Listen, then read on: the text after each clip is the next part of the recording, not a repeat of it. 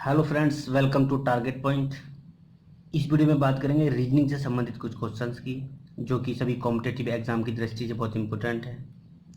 दोस्तों, एग्जाम्स में इस टाइप के क्वेश्चंस बहुत पूछे जाते हैं। इस तरह का डायग्राम दिया होगा और कह देगा कि इसमें स्क्वायर की संख्या बताइए या फिर इसमें चतुर्भुज की संख्या बताइए, और इस टाइप का डायग्राम दिया होगा और बोल देगा कि इसमें कि कितने त्रिभुज हैं, उनकी संख्या बताइए।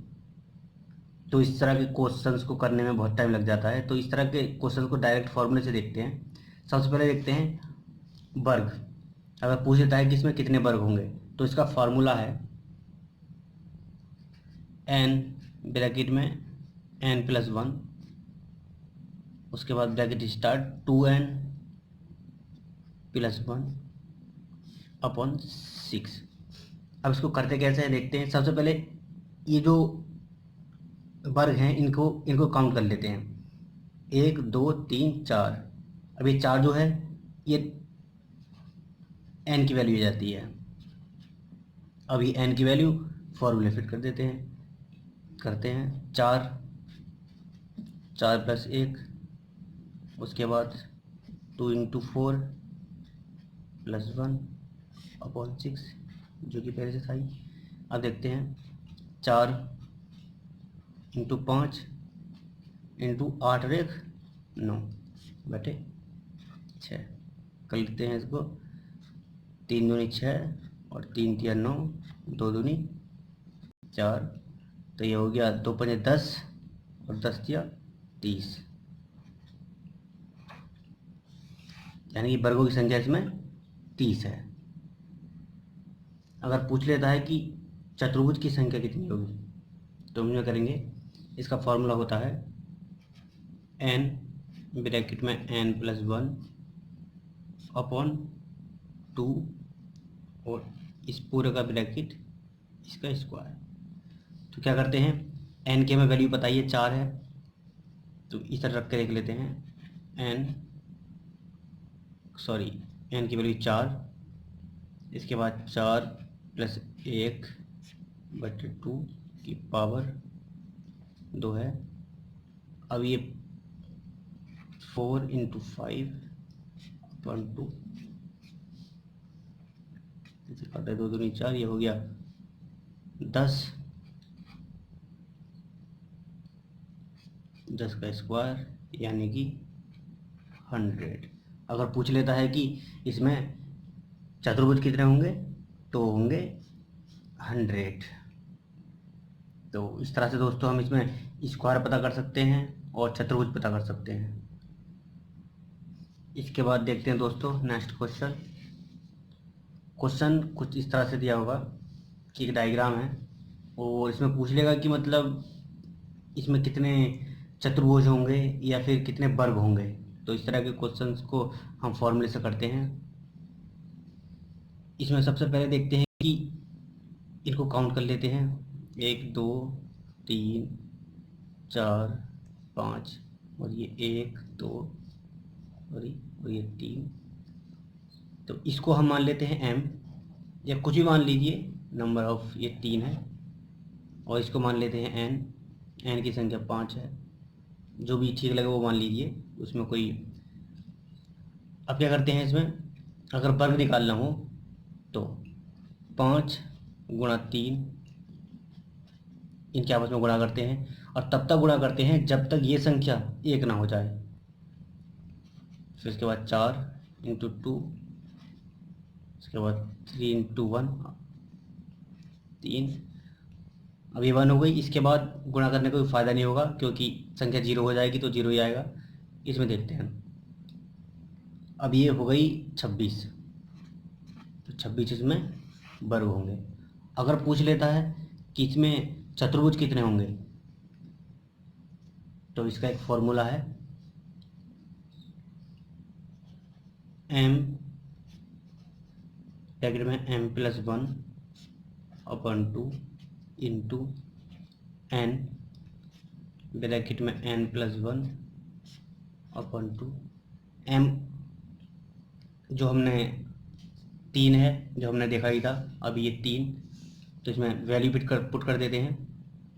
3 इंटू 3+1 अपॉन 2, और n की वैल्यू हमने अभी निकाली थी 5, तो 5 ब्रैकेट 5+1 अपॉन 2, ये हो गया 4 और 3, 4 तिया 12/2 इंटू, ये हो गया 6×5 = 30, इससे काट लेते हैं 6, इससे हो गया 15, तो ये हो गया 15×6 = 90। तो इसमें चतुर्भुज की संख्या हो गई 90 और वर्ग की संख्या हो गई 26। तो इस तरह से हम इस क्वेश्चन को बहुत आसानी से कर सकते हैं। इसके बाद देखते हैं दोस्तों क्वेश्चंस। दोस्तों कुछ इस तरह से दिया होगा और पूछ लेगा कि इसमें त्रिभुज की संख्या बताइए। तो इस तरह के क्वेश्चंस को हम क्या करते हैं कि सबसे पहले इनको काउंट करते हैं, 1 2 3 4, तो n की वैल्यू हो गई 4, और इसको सॉल्व करने का एक फॉर्मूला होता है। अब ये भी देखना होता है कि इसमें ये नंबर कौन सा है, ओड है या इवन है। तो ये इवन है, तो इवन का फॉर्मूला ये है कि n ब्रैकेट में n+2 2n+1 अपॉन 8। अब n की वैल्यू हमें पता ही है, तो फॉर्मूले में पुट कर देते हैं, 4 + 2 2 × 4 + 1 अपॉन 8। अब देखते हैं 4 × 6 × 8 रेख 9 8 4 × 8 2 तिया 6, तो 9 तिया 27। अगर पूछ लेता है कि इसमें त्रिभुज कितने होंगे, तो दोस्तों त्रिभुज की संख्या होगी 27। इसके बाद देखते हैं दोस्तों क्वेश्चन इस तरह से दिया होगा और पूछ लेगा कि इसमें त्रिभुज की संख्या बताइए। तो हम सबसे पहले क्या करते हैं, इनको काउंट करते हैं 1 2 3। अब ये नंबर ओड है इवन, ये देखना होता है। तो इसमें ओड है तो n की वैल्यू 3 होगी। और ओड के लिए फॉर्मूला होता है n ब्रैकेट में n+2 ब्रैकेट में 2n+1 और -1। उसमें यही अंतर है कि इसमें -1 बस एक्स्ट्रा है बटे 8।